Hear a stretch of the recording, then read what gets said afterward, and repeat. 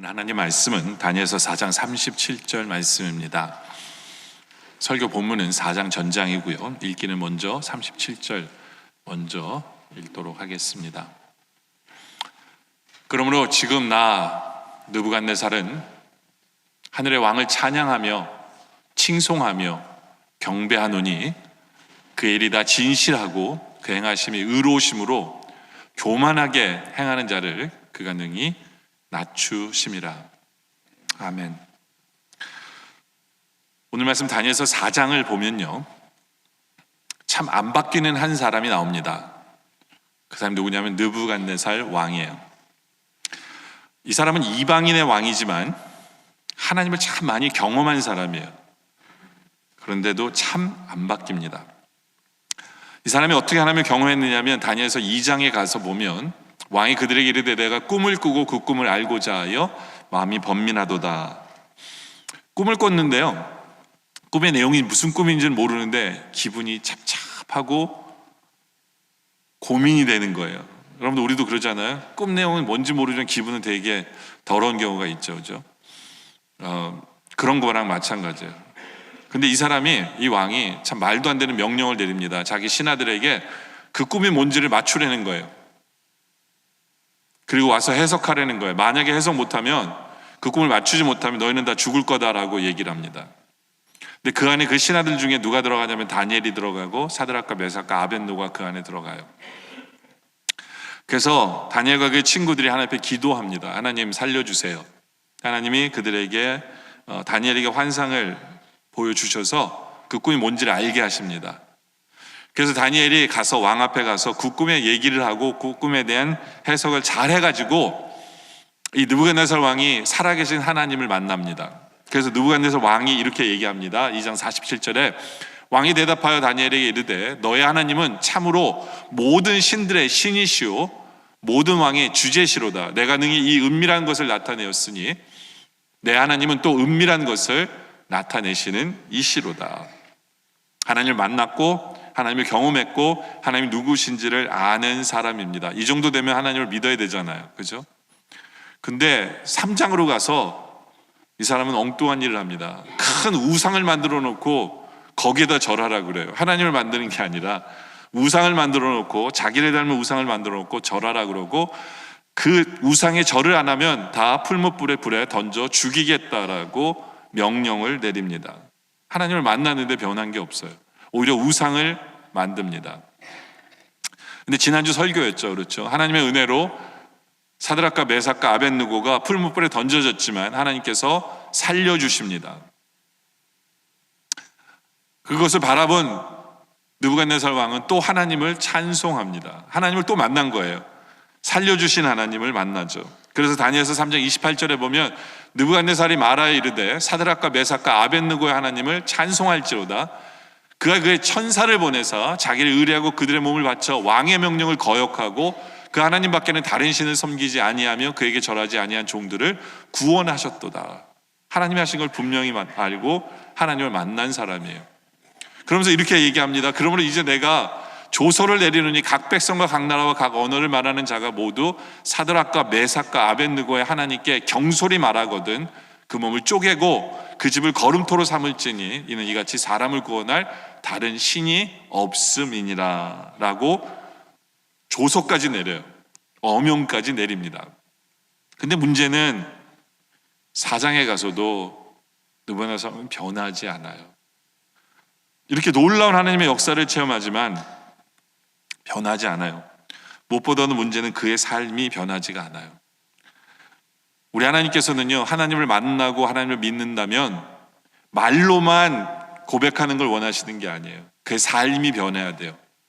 근데 느부갓네살은 말로는 하나님 하는데 그의 삶이 변하지 않아요.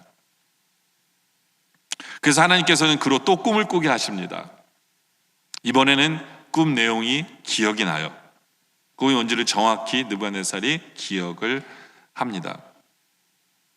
근데 그 꿈의 내용이 뭐냐면 네가 바뀌지 않으면, 변화되지 않으면 7년 동안 짐승처럼 미쳐서 살 것이다 라는 그런 예언의 꿈입니다.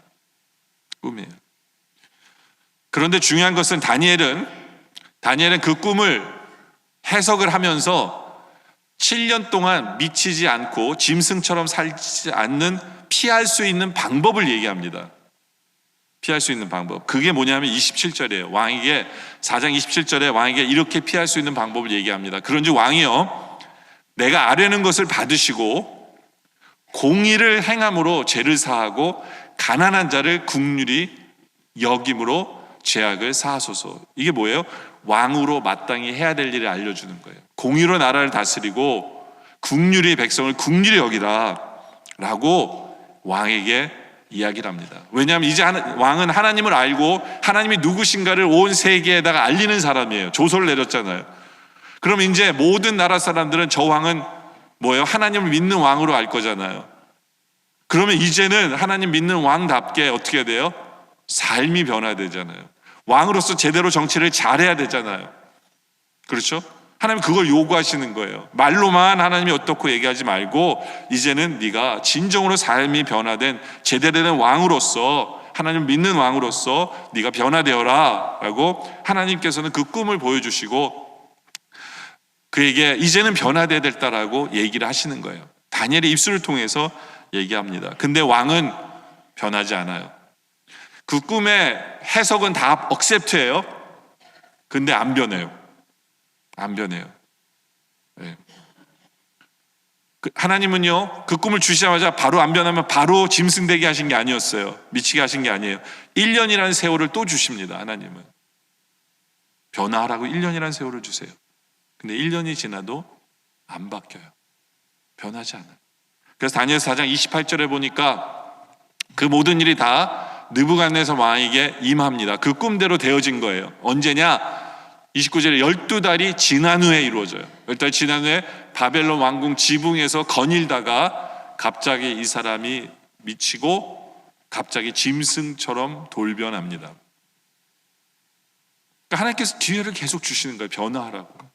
꿈도 미리 주시고 어떻게 꿈을 짐승처럼 변하지 않는 방법도 알려주시는데 안 변해요. 참 고집도 대단하죠. 안 변해요. 그렇게 하나님이 경험한 사람이. 그래서 33절에 바로 그때 이 일이 느부갓네살에게 응함으로 내가 사람에게 쫓겨나서, 왜냐하면 왕으로서 행사를 못하는 게 짐승이 돼버린 거니까 소처럼 풀을 먹어요. 그리고 몸이 하늘의 이슬에 젖고, 이건 뭐냐면 집안에서 못 살아요. 바깥에서 살 수밖에 없어요. 짐승처럼 돼버려서. 머리털이 독수리처럼 같이 자랐고요, 손톱은 새 발톱과 같이 되어져 버립니다. 이렇게 7년 동안 이 사람은 짐승처럼 살아갑니다. 그러니까 얼마나 안 변하면 7년이라는 세월을 짐승처럼 하나님 살게 하실까요? 그런데 7년 뒤에 드디어 이 사람이 제정신으로 돌아오고 이 사람이 변합니다. 그래서 다니엘 3장 34절에 그 기한이 참해 7년이 다 참해 느부갓네살이 하늘을 우러러 보았더니 내 총명이 다시 내게로 돌아온지라. 이에 내가 지극히 높으신 이에게 감사하며 영생하신 이를 찬양하고 경배하였나니 그 권세는 영원한 권세요 그 나라는 대대에 이르로다. 다시 하나님을 찬양하는 사람으로 변합니다. 37절에 가서도 또 그렇게 고백해요. 37절에도 그러므로 지금 나 느부갓네살은 하늘의 왕을 찬양하며 칭송하며 경배하오느니 그의 일이 다 진실하고 그 행하심이 의로우심으로 교만하게 행하는 자를 그가 능히 낮추실 것이다 라고 하나님을 찬양하고 있습니다. 근데 오늘 우리가 이 본문 4장을 통해서 보려고 하는 것은 왜 그렇게 느부갓네살은 변하지 못했을까? 우리에게도 이런 모습이 있지 않을까? 우리도 미쳐야만 변하는 걸까? 미치기 전에 변하는 지혜는 없을까? 이걸 한번 보기를 원합니다. 그래서 느부갓네살이 왜 변하지 않는 이유를 미리 알면, 그렇죠, 우리가 환난을 당하지 않, 짐승처럼 변하지 않아도 우리는 변할 수 있는 지혜를 얻을 수 있겠죠. 바로 그 부분에 대한 이야기를 합니다. 그래서 오늘 설교 제목이 변화되지 않는 이유를 알자는 거예요. 그래서 우리를 돌아보며 이제는 변화되는 우리들이 되자. 변화되지 않는 이유 첫 번째 이유는 뭐냐면요, 교만 때문입니다. 교만 때문에. 다니엘 4장 1절에 보면 느부갓네살 왕은 천하에 거주하는 모든 백성과 나라들과 각 언어를 말하는 자들에게 조서를 내렸노라 라고 그 느부갓네살이 말을 합니다. 근데 이 느부갓네살 말 자체에 교만이 잔뜩 묻어 있어요. 왜요? 느부갓네살 왕은 솔직히 바벨론 제국의 왕이에요. 우리는 알고 있어요. 근데 이 사람은 꼭 뭐라고 표현하냐면 천하의 모든 백성에게 얘기한다는 거예요. 다시 말해서 자기는 어느 나라 왕이라는 거예요? 천하의 왕이라고 늘 생각하고 살아요. 그리고 그렇게 여겨요. 이 천하의 왕은 누구예요? 우리 하나님이시잖아요. 느부갓네살은 자기가 천하의 왕이라고 생각하며 사는 사람. 여기부터 교만이 있는 겁니다. 모든 게 다 자기 거예요. 모든 게 자기 뜻대로 되어진다고 생각합니다. 자기가 왕이라고 생각해요. 예. 내가 제일 높은 줄 알아요. 나보다 높은 사람은 없다고 생각합니다. 이것이 교만이에요. 교만이에요. 여러분들, 하나님만이 높으신 분이에요. 그렇죠? 그것을 인정하지 않으면 우리는 언제든지 교만한 사람입니다. 그런 느부갓네살에게 꿈을 꾸게 하십니다. 그리고 다니엘은 그 꿈에 대해서 설명을 합니다. 4장 10절에 보면 꿈에 대한 내용이 나오는데, 내가 침상에서 나의 머릿속에서 받은 환상이 이러하니라. 내가 본즉 땅의 중앙에 한 나무가 있는 것을 보았는데 높이가 높더니. 보통요 성경에 나무가 나오잖아요. 그럼 상징적으로 그건 사람을 표현합니다. 나무가 나오면. 네. 사사기서에서 보면 나무를 사람으로 상징적으로 나오는 게 있어요. 사사기 9장에 보면 세 나무가 나와요. 감람나무, 무화과나무, 포도나무가 나오는데 이 세 나무에게 각각 물어봐요. 네가 왕이 될래? 네가 왕이 될래? 왕이 될래? 근데 이 세 나무는 뭐라고 얘기하냐면 내가 할 일이 있기 때문에 왕이 안 됩니다. 그 마지막으로 가시나무에게 물어봐요. 네가 왕이 될래? 그랬더니 가시나무가 14절에 이 모든 나무가 가시나무에게 이르되 너는 와서 우리에게 왕이 되라 하며 가시나무가 내가 왕이 되겠습니다. 그래서 이 나무들이 사람을 상징하는 거거든요. 이처럼 성경은 나무를 사람으로 상징적으로 표현하는 경우가 많아요. 오늘 본문에도 이 나무는 바로 사람을 나타내는 거고요. 바로 느부갓네살 왕을 나타내는 거예요. 근데 11절을 보면 그 나무가 자라서 견고해졌는데 그 높이가 하늘에 닿습니다. 높이가 하늘에 닿아요. 여러분들, 높이가 하늘에 닿다라는 이 표현은 언제 생각나요? 창세기 11장 4절에 보면 이런 표현이 나오죠. 그렇죠? 또 말하되 자 성읍과 탑을 건설하여 그 탑 꼭대기를 하늘에 닿게 하여 우리 이름을 내고 온 지면에 흩어질 면하자. 이거 바벨론 탑을 지을 때 얘기입니다. 교만의 상징이죠. 바벨론 탑은요. 그렇죠? 느부갓네살 왕도 마찬가지예요. 하늘에 닿았다라고 생각해요. 교만입니다. 교만이에요. 모든 부분이 느부갓네살 왕이 얼마나 교만한지를 나타내고 있는 부분이에요. 네. 여러분들, 하나님처럼 되려고 하는 것이 교만이에요. 아담과 하와가 왜 선악과를 먹습니까? 하나님처럼 될까 해서 먹어요. 자기 분수를 지키지 못하는 것이 교만이죠. 그렇죠? 그래서 다니엘이 설명할 때도 4장 22절에 이렇게 설명합니다. 왕이여 이 나무는 곧 왕이시라. 이는 왕이 자라서 견고해지고 창대하사 하늘에 닿으시며 권세는 땅끝까지 미치심이니이다 라고 왕의 교만을 지적해 주고 있습니다. 뿐만 아니라 12절에 보면 그 잎사귀는 아름답고 그 열매는 많아서 만민의 먹을 것이 될 만하고 들짐승이 그 그늘에 있으며 공중에 나는 새는 그 가지에 깃들이고 모든 육체를 가진 모든 것이 거기서 먹을 것을 얻더라. 느부갓네살 왕이 자기 스스로 이렇게 생각하는 거예요. 너희들이 잘 먹고 잘 사는 이유는 바로 다 나 때문이야 라고 생각하는 거예요. 이게 교만이죠. 그렇죠? 네. 또 4장 4절에 보면 나 느부갓네살이 내 집에 편히 있은 내궁에 평강할 때에 우리가 평화롭게 누리는 것은 다 내가 정치를 잘해서 내가 강해서 다 내 때문이야 라고 생각하는 이 모든 것 자체가 교만의 모습들을 다 지적하는 거예요. 느부갓네살은 자기가 교만하다고 생각 안 했을 거예요.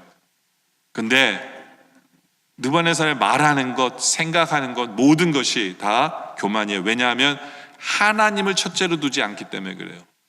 하나님을 첫째로 두지 않기 때문에. 여러분들, 우리 하나님은 제일 싫어하시는 게 뭐냐면 교만이에요. 그래서 잠언 16장 18절에 보면 이런 말씀하세요. 교만은 패망의 선봉이요 거만한 마음은 넘어짐의 앞잡이라. 우리가 어떤 일을 할 때 교만이 앞서잖아요. 그러면 망하는 지름길입니다.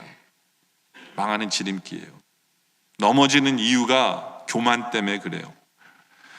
하나님이 제가 왜 제일 싫어하냐고 말씀하냐면, 여러분들 거짓말, 도둑질 이런 건 어쩔 때는 하나님이 좀 봐주시는 것 같은데요, 교만한 모습은 절대로 안 봐주시는 것 같아요. 그래서 하나님이 아마 교만을 너무너무 싫어하시는구나 라고 생각을 합니다. 하나님은요, 교만한 자를 꼭 낮추세요. 꼭 낮추세요.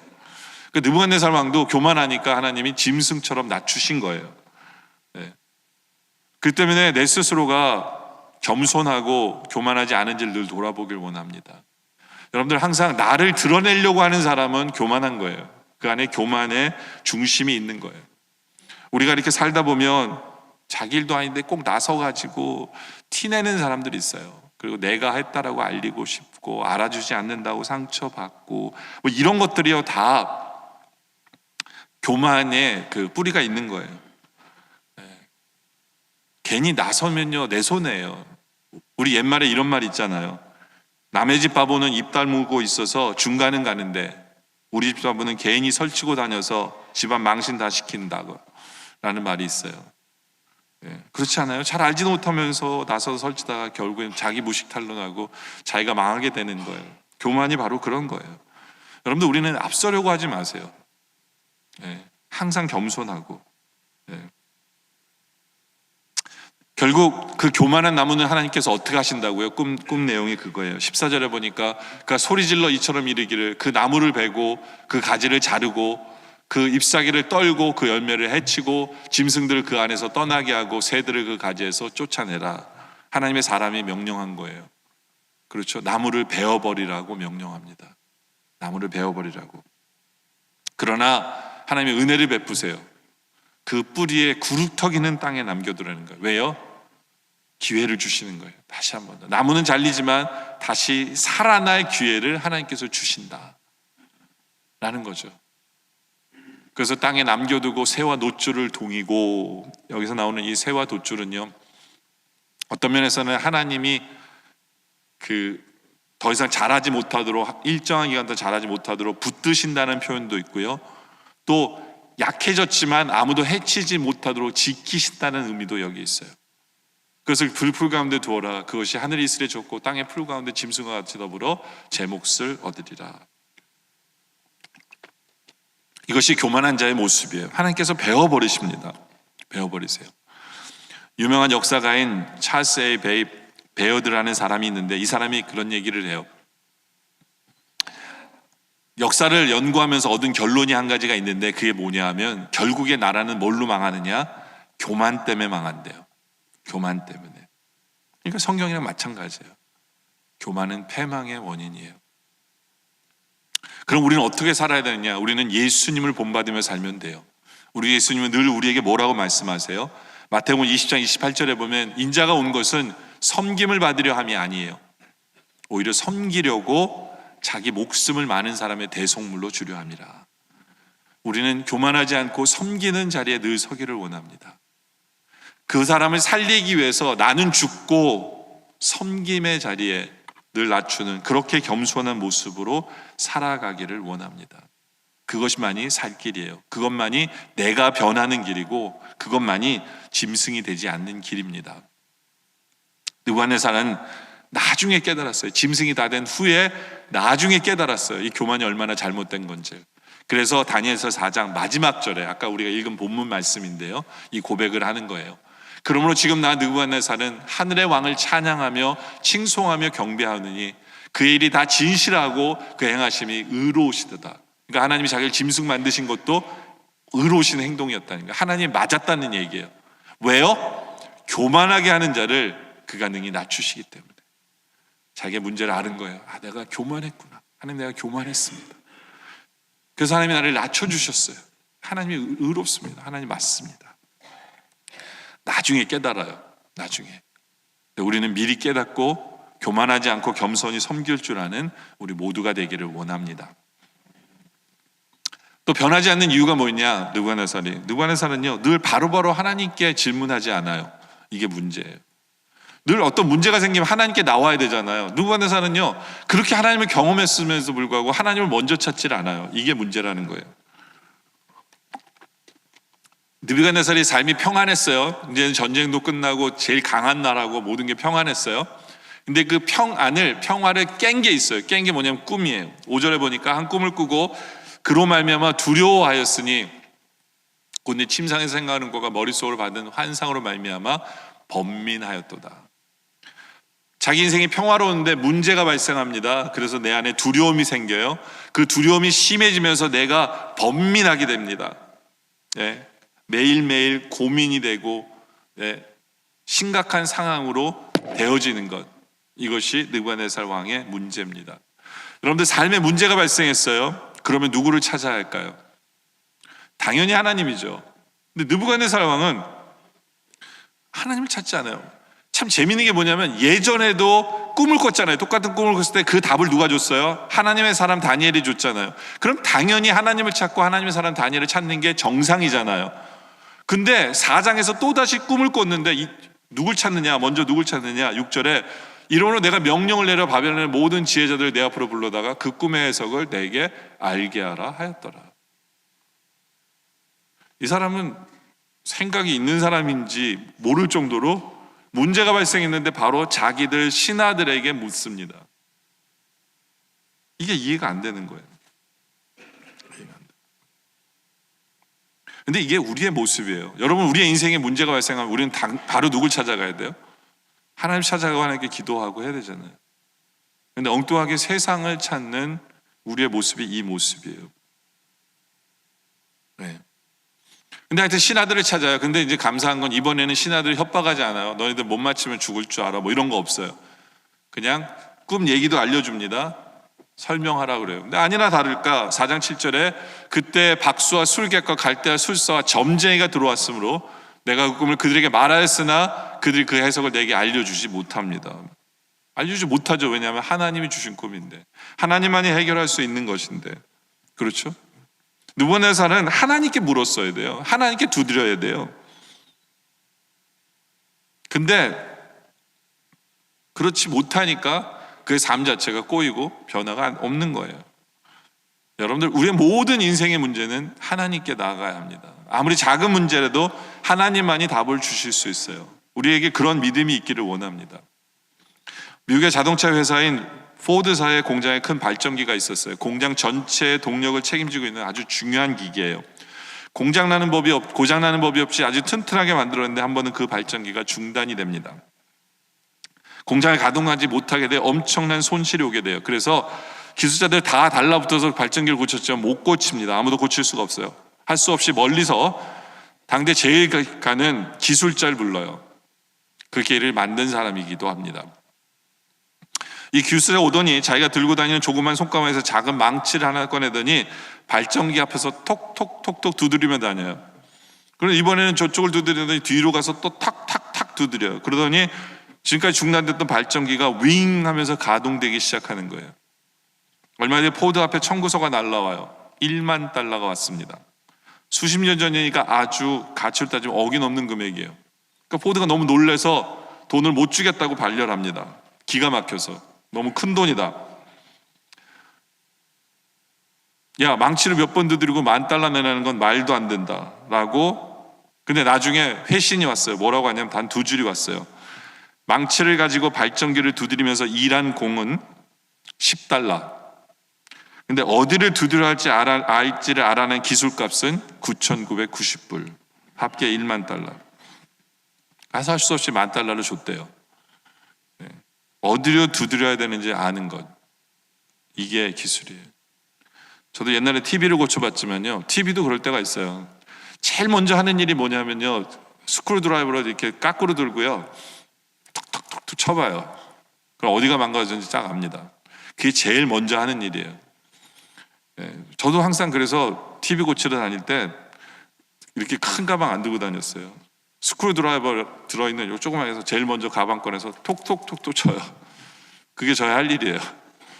근데 물론 저는 그 사람들 앞에서 안 쳐요. 왜냐하면 그러고 제가 고치면 돈을 안 주니까 저 혼자 알아서 몰래 쳐요. 그러다 고쳐지면 그 사람이 돈을 안 줘가지고. 근데 이 사람은 참 용감한 사람인데, 중요한 건요, 어디를 두드려야 아는지도 그게 실력이에요. 하나님도 마찬가지예요. 여러분들, 우리가 모든 문제는요, 하나님께 두드리면 문제가 해결돼요. 그 믿음이 우리에게 있어야 돼요. 하나님은 그래서 우리에게 명령하시는 거예요. 그 예수님을 통해서 우리에게 그런 말씀하시는 거예요. 누가복음 11장 9절에 보면 이런 말씀하세요. 내가 또 너에게 이르노니 구하라 그러면 너에게 주실 것이요, 찾으라 그러면 찾아낼 것이요, 문을 두드리라 그러면 너에게 열린다 그랬잖아요. 두드리세요, 구하세요, 찾으세요. 누구에게? 하나님께. 그럼 우리 하나님이 어떻게 하시는지 아세요? 13절에 너희가 악한 자라도 좋은 것을 자식에게 줄 줄 알거든 하물며 너희 하나님 아버지께서 구하는 자에게 뭘 주신다고요? 성령을 주세요. 왜냐하면 성령님이 답이기 때문에 그래요. 우리 생각에는 돈이 답이고 우리 생각에는 어떤 방법론이 답일지 모르지만 우리 하나님은 정확히 답을 알고 계세요. 누구시냐면 성령님을 우리에게 주세요. 모든 문제는 성령님을 통해서 하나님께서 해결해 주시니까 하나님 우리에게 성령님을 주세요. 두드리면 성령의 인도하심과 성령의 역사하심을 체험하게 하시는 거예요. 거기에 답이 있습니다. 여러분들, 우리가 사람을 의지하거나 물질을 의지하거나 권력을 의지하거나 지식을 의지하면 되는 것 같지만 결국에는 인간은, 깨닫는 건 인간은 약해요. 인간은 한계가 있고 인간은 실수할 수밖에 없고 무능합니다. 우리가 그것을 이미 좀 지혜로운 자가 되어서 우리의 문제가 생기면 우리는 하나님께 두드리고 하나님께 찾고 하나님께 구하는 성도가 되어져야 돼요. 느부갓네살을 보면 참 안타까운 게요, 어떻게 하나님을 그렇게 경험하고 그런 역사를 경험했고 왜 하나님을 안 찾아가지? 그런 생각을 해요. 안타까운 거죠. 근데 이런 질문을 해볼 수 있죠. 느부갓네살이 모든 신하를 다 불렀는데 왜 다니엘은 안 왔을까요? 왜 다니엘은 안 왔을까? 그렇지 않아요? 다니엘만 빼고 와 이러진 않았을 거 아니에요. 근데 다니엘은 안 왔어요. 왜 안 왔을까? 이걸 생각해 봐야 돼요. 다니엘의 나이가 너무 많아서 안 왔나? 지금 다니엘의 나이가 한 50세 정도 됐거든요. 나이가 많아서 하는 걸까요? 아니에요. 다니엘은 나중에 80이 돼서까지도 총리해요. 이 사람 정말 엄청 해먹은 사람이에요. 절대로 안 쫓겨나요. 총리 자리에서 안 쫓겨나요. 2인자 자리에서 영원히 있는 사람이거든요. 이때에도 이 사람은 2인자예요. 지금 말하면 박수장이 뭐냐면 모든 박사들, 신하들을 다스리는 사람이에요. 근데 안 왔어요. 왜 안 왔을까? 왜 안 왔을까? 8절에 보면 힌트가 있어요. 힌트가. 보세요. 7절에 보면 그때 박수와 술객과 갈대술사 점쟁이가 들어왔는데 그가 그 꿈을 그들에게 말해서 그들이 그 해석을 내게 알려주지 못해요. 근데 그 후에 해석을 못한 후에 8절에 다니엘이 내 앞에 들어왔어요. 여기서 주체가 누구냐면 다니엘이에요. 왕이 불러서 왔다는 게 아니에요. 다니엘이 자기가 자기의 타이밍에 자기가 들어왔다는 거예요. 굉장히 중요한 포인트입니다. 무슨 얘기예요? 다니엘은 왕이 부른다고 바로 오지 않았어요. 왜 안 왔을까요? 다니엘은 뭐 하느라고? 기도하느라고 안 왔어요. 그럴 수밖에 없어요. 왕이 부릅니다. 그럼 왕이 갑자기 부른다는 얘기는 뭐냐면 또 왕이 이상한 명령을 할 거 아니에요. 그죠? 다니엘은 알고 하나님께 기도하고 왔어요. 하나님, 무슨 일입니까? 다니엘은 늘 하나님을 먼저 찾는 사람이에요. 하나님, 왜 왕이 부릅니까? 제가 가서 뭘 하길 원하십니까? 그러니까 다니엘은요, 항상 하나님이 앞선 사람이에요. 다니엘은 하나님을 쫓아가는 사람이에요. 하나님보다 앞서지 않아요. 그러니까 어떤 일 앞에서도 항상 하나님께 물어봐요. 하나님 어떻게 할까요? 하나님이 알려주셨을 거예요. 만약에 다니엘이 왕이 부른다고 그냥 불렀습니까 하고 당장 갔으면 왕이 그 얘기했으면 다 못 맞췄을 거예요. 왜요? 하나님이 해주셔야만 되는 거예요. 다니엘도. 예? 어떻게 그렇게 다니엘이 특별한 사람이 될 수 있었어요? 늘 하나님 앞에 두드리는 사람이니까 그래요. 늘 하나님 앞에 기도하는 사람이기 때문에 그런 거예요. 그러느라고 다니엘은 늦은 거예요. 그리고 하나님부터 답을 얻고 그 후에 자기가 원하는 시간에 왕을 찾아간 거예요. 어떤 면에서는 대담하죠. 근데 우리가 그것을 배워야 돼요. 우리는 너무 내가 앞서가요. 하나님께 먼저를 찾는 게 아니라 내가 먼저 할 거를 먼저 해봐요. 그러니까 거기에 실패가, 거기에 문제가 발생을 하는 거죠. 다니엘은 항상 기도로서 주님 앞서세요. 저 주님 쫓아갑니다. 이게 다니엘의 자세예요. 그리고 결국에는 그 다니엘의 해석을 다 들은 왕은 다니엘을 이렇게 평가합니다. 다니엘서 4장 9절에 보니까 박수장 벨드사사랴, 내 안에는 거룩한 신들의 영이 있은즉, 이렇게 표현합니다. 18절에도 또 얘기합니다. 18절에 뒤에 보면 너는 능히 하리니 이는 거룩한 신들의 영이 내 안에 있음이라. 그러니까 느부갓네살 왕의 지혜로는 성령님을 이렇게 표현할 수밖에 없어요. 거룩한 신들이라고. 거룩한 신들이라고. 근데 우리는 우리말로 표현하면 너는 성령 충만한 사람이다 라는 표현을 쓴 거예요. 성령 충만한 사람이다. 너는 성령 충만한 사람이다. 여러분들, 우리가 살아가면서 우리가 어떤 일을 할 때 너는 대단한 사람이다, 이거는 잘못한 거예요. 우리가 뭔가 잘못한 거예요. 근데 하나님이 너와 함께 하시는 사람이다, 대단한 거예요. 신앙생활에서 가장 큰 칭찬은 뭐냐면 당신은 성령 충만한 사람인 것 같아요 라고 다른 사람이 나에 대해서 평가를 내리면 우리는 신앙생활 제대로 한 거예요. 그렇게 되기 위해서 늘 하나님이 앞서야 돼요. 늘 하나님이 앞서요. 내가 앞서서는 안 돼요.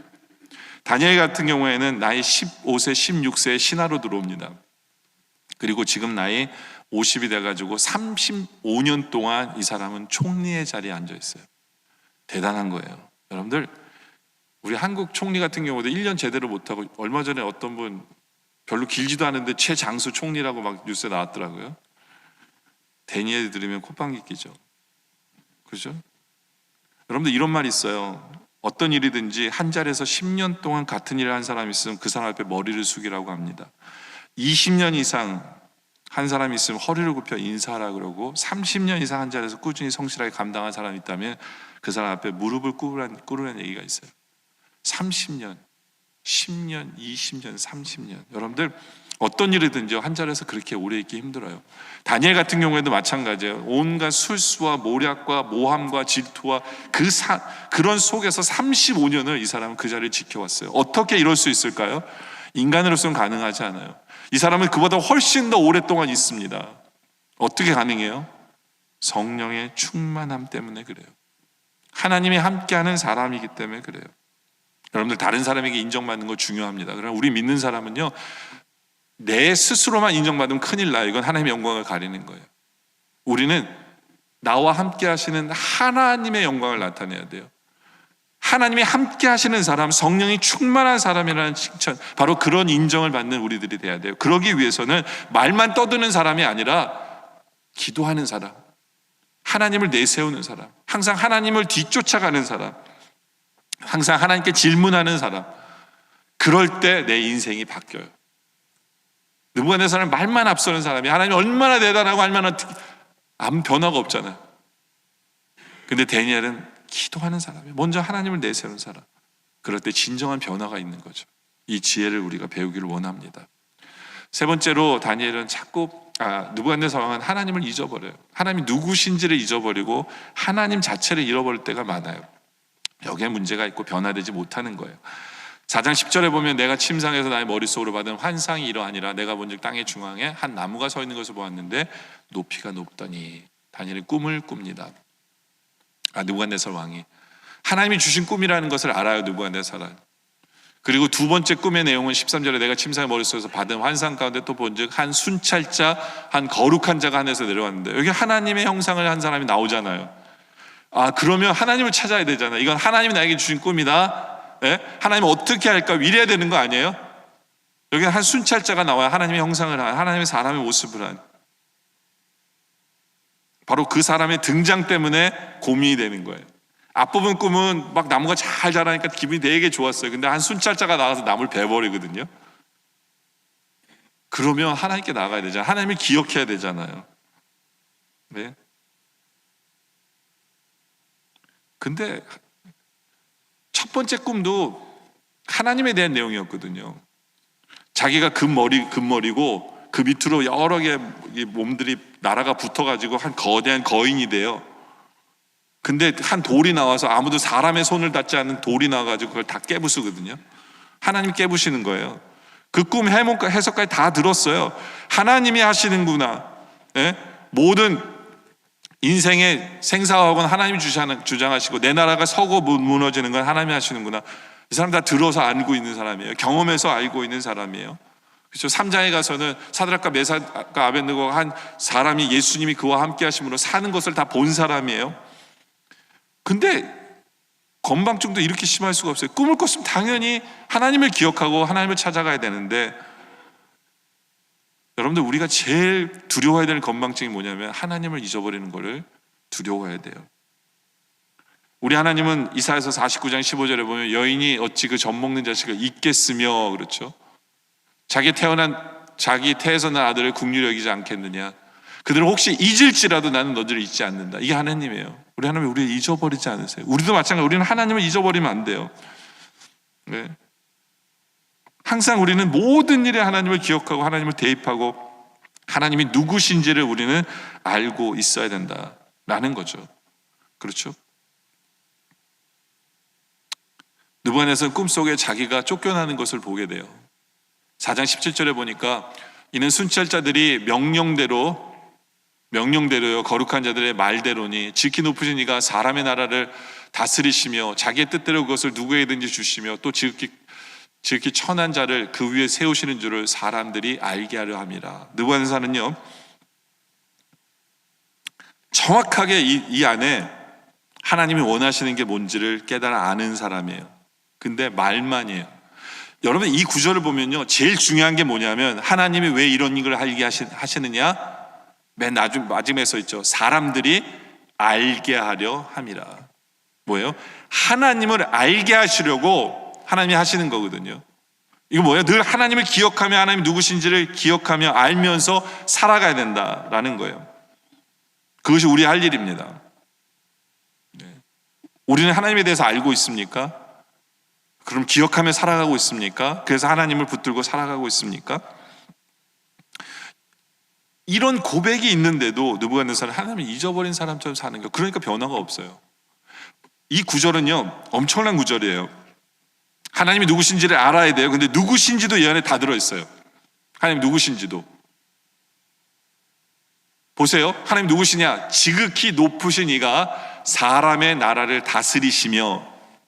이 우리 하나님이에요. 자기가 나라를 다스리는 게 아니에요. 느부갓네살 왕이 나라를 다스리는 게 아니라 하나님이 다스린다는 고백이 이 안에 있어요. 우리 하나님만이 만주의 주시고 만왕의 왕이시고 온 우주 만물을 다스리시는 분, 그분이 하나님이시라는 거예요. 이것을 우리는 알고 있느냐는 거죠. 그리고 우리 이것을 기억하며 우리 삶에 대입하며 살고 계십니까? 이 질문을 우리가 던져야 돼요. 내 삶은 주관자 되시는 분은 내 생사와 화복과 나에게 모든 것을 베풀어 주고 채우시고 먹이시고 입히시고 지키시고 보호하시는 그 모든 것이 다 하나님 손에 달려 있음을 우리는 알고 있는지. 그리고 여기 보면 또 중요한 고백이 있어요. 뭐냐면 자기 뜻대로 그것을 누구에게든지 주시며. 그러니까 느부갓네살 왕이 된 게 누구 때문이라는 거예요? 하나님 때문이라는 거예요. 하나님 손에 달려 있다는 거예요. 누가 왕이 되고 안 되고는 하나님이 포인트 하신 거예요. 느부갓네살 왕이 될 수 있었던 건 하나님이 너 왕 되라고 했기 때문이에요. 이것을 알고 있어야 되고 이것을 기억하며 살았어야 되는 거예요. 우리 인생도 마찬가지예요. 지금 서 있는 이 자리가 하나님이 주신 거예요. 내가 뭐 잘나서 못나서가 아니에요. 하나님의 뜻 가운데 하나님이 해주신 거예요. 근데 그 하나님의 뜻이 참 대단한 게 뭐냐면 또 지극히 천한 자를 그 위에 세우시는 거예요. 다시 말해서 느부갓네살 왕은 자기가 대단한 줄 알았어요. 자기가 얼마나 존귀한 줄 알았어요. 알고 보니까 자기는 뭐한 사람이에요? 천하기 때문에 왕이 된 거예요. 천하기 때문에. 이런 하나님을 기억해야 돼요. 여러분들 우리가 잘난 거 아무것도 없어요. 우리는요 우리의 구원도 손끝만큼 우리 구원을 위해서 이룰 수 있는 게 하나도 없어요. 하나님은 몽땅 다 해주신 거예요. 모든 게 하나님의 은혜고 하나님이 해주신 거예요. 우리는 그것을 기억하며 살아야 돼요. 그것을 기억하며 살아야 돼요. 이것을 기억하면 변화라는 것은 없습니다. 여러분들 우리가 부족하기 때문에 하나님이 나를 자녀 삼아주시고 부족하기 때문에 하나님이 나를 지금 사용하고 계신 거예요. 잘난 거 하나도 없는 거예요. 이걸 잃어버리면 교만하게 되고 이걸 잃어버리면 변화가 없고 이걸 잃어버리면 우리는 엉뚱하게 하나님을 찾지 아니하고 엉뚱하게 내 방식대로 뭔가를 해보려고 하는 사람들이 되어진다는 거죠. 네. 근데 그 반대로 이 다니엘은 이렇게 보면요. 어떻게 늘 다니엘은 하나님을 기억하며 사는 사람이 될까라는 생각을 하면 오늘 본문에 보면 다니엘은 느부갓네살 왕이 꿈에 대한 얘기를 쫙 할 때요. 아무 말도 안 하고 듣고 있어요. 정신을 집중해서 듣고만 있어요. 중간에 껴드는 법이 없어요. 다니엘은. 제가 볼 땐 다니엘은 이미 꿈 내용도 알고 있었을 거예요. 왜냐하면 해석도. 근데도 왕의 꿈 얘기 처음부터 끝까지 다 할 때 중간에 껴들지 않아요. 끝까지 들어요. 남의 말을 잘 듣는 사람이에요. 네. 남의 말을 잘 들으니까 하나님의 말씀도 얼마나 잘 듣는 사람일까요? 뭐 중간에 자기 생각이나 이런 거 집어넣지 않고요. 네. 그거 되게 중요해요, 여러분들. 네. 설교 같은 거 듣다가 여러분들 생각이 뭐 잡생각 나면요, 딴 데 헤매다가 들어오는 분들 얼마나 많은데요. 그럼 다 듣는 거 아니에요. 그럼 여러분의 생각과 하나님의 말씀이 이렇게 짬뽕이 돼가지고 뭔 얘기인지도 모르고 여러분들 그냥 내 생각인지 하나님 생각인지도 헷갈리면 나올 수 있거든요. 근데 다니엘은 잘 듣는 사람이에요. 끝까지. 예. 중간에 껴들지 않는 법을 우리는 좀 배워야 돼요. 우리들은 무슨 얘기하면 가만히 있어봐, 내 말 좀 들어봐 하고 해가지고, 예, 지금 누구 말을 들었는지가 안 몰라요. 내 말인지 헷갈리는 그런 문제가 있는 거죠. 그렇죠? 그리고 다니엘은요, 끝까지 왕의 말을 처음부터 끝까지 다 들은 후에 그 다음에 하는 게 있어요. 그게 뭐냐면 왕이 한 말을 되풀이합니다. 되풀이해요.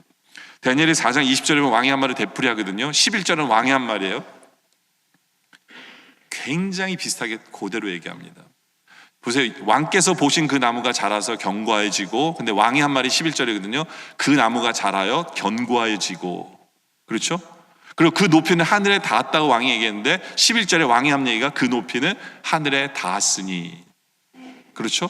그래서 그 모양이 땅끝에서도 보이겠고 위에 다니엘도 땅끝에서도 보이겠다라고 왕이 얘기했어요. 그러니까 왕이 한 말을 그대로 반복해요.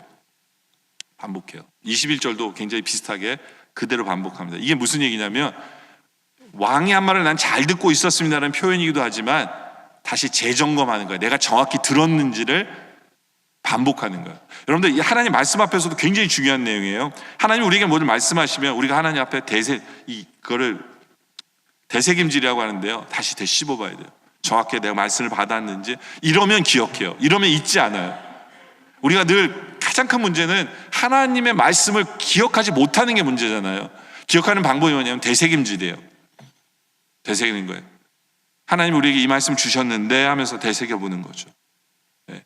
그러면 기억하며 대입하며 살 수 있는 거예요. 그게 다니엘이 하나님을 기억하는 방법이에요. 그러니까 어떤 일이 생기면 항상 하나님이 우선이고 하나님을 기억하고 하나님이 어떤 분이신가를 생각하며 그의 삶 속에 적용하며 사는 거죠. 근데 느부갓네살은 그런 게 아니에요. 그냥 자기 말만 누가 들어주기를 원하고 자기 방식대로 자기 생활대로 하다 안 되면 하나님을 찾는 사람이다 보니까 삶의 변화가 없고 항상 하나님이 항상 맨 나중인 거죠. 그렇죠? 그런데 우리의 모습은 어떠합니까? 우리는 잘 듣고 잘 되씹고 묵상하고 그래서 하나님을 기억하고 하나님 누구신지를 알고 하나님의 말씀을 기억하고 살아가고 있는 그럴 때 참 변화가 일어난다라는 것을 기억하기 원합니다. 이제 말씀 결론을 내리죠. 여러분들 교만이 뭘까요? 오늘은 제가 설교를 3포인트를 했지만 어떤 면에서는 한 가지 얘기를 한 거예요. 교만은 뭐냐면요, 하나님을 찾지 않는 게 교만이에요. 하나님 앞에 묻지 않는 게 교만이에요. 내가 뭔가를 할 수 있다라고 착각하기 때문에 기도가 없는 거예요. 그게 교만입니다. 무슨 일이 생겼을 때 하나님을 먼저 기억하지 않은 게 교만이에요. 내 경험, 내 생각, 어떤 내 주위에 있는 사람들, 내가 가지고 있는 물질 뭐 이런 걸 먼저 생각하면 그건 교만이에요. 그건 내 방식대로 살겠다는 거니까 교만입니다. 네. 겸손한 사람은 항상 하나님 앞에 기도로 항상 하나님께 두드리며 모든 문제를 하나님 앞에 나와요. 그래서 내가 절대로 앞서지 않습니다. 항상 하나님이 앞섭니다. 그리고 항상 하나님 생각으로 가득 차고 하나님이 누구신가를 정확히 알므로 말미암아 늘 하나님만을 쫓아가는 그러한 겸손. 그럴 때 우리는 변화되는 삶이 돼요. 우리가 안 변한 이유는 항상 내 생각이 옳고 내 방법이 옳고 내가 가는 길대로 가야 되고 이러다 보니까 변화가 없는 거예요. 이제부터는 교만하지 아니하고 겸손함으로 말미암아 늘 하나님께 기도함으로 말미암아 우리 삶 속에 성령님께서 충만하게 역사하시는 그런 삶을 통해 우리 주님께서 원하시는 그런 변화된 모습으로 겸손한 모습으로 주의 영광을 드러내며 하나님의 역사하심을 나타내며 살아가는 바로 우리 모두가 되어지시기를 주님의 이름으로 축원합니다. 기도드리겠습니다. 아버지 하나님, 제가 교만합니다. 뭔가가 이루어지면 마치 내가 한 것처럼 착각할 때가 너무 많습니다. 문제가 발생했을 때 당연히 하나님 먼저 찾아야 되는데 그러지 않고 내 방식, 내 생각, 내가 가진 것을 돌아볼 때가 더 많은 것을 주님 앞에 회개합니다. 아버지 하나님, 이제 이 말씀을 통해 지혜를 얻기를 원합니다. 우리는 아무것도 할 수 없고 성령님만이 우리를 변화시켜 주심을 믿기에 주님 앞에 두드리며 나옵니다. 주님 앞에 구하며 나오고 주님 앞에 찾으며 나옵니다. 어떠한 순간에도 주님을 잊지 아니하고 주님이 누구신가를 정확히 알므로 말미암아 그 믿음으로 주님만 붙들며 나오게 하여 주시옵소서. 그래야 우리가 살아가면서 어떤 잘된 일 앞에서 조금도 내가 한 것이 드러나지 아니하고 하나님이 하신 것이 드러나 우리의 삶이 성령 충만한 자라는 칭찬받게 하여 주시옵소서. 하나님의 영광만이 드러나는, 그렇게 하나님만을 의지하는, 하나님만을 앞세우는 우리의 신앙의 모습 되게 하여 주시옵소서. 오늘 말씀에 감사드리며 예수님의 이름으로 기도드립니다. 아멘.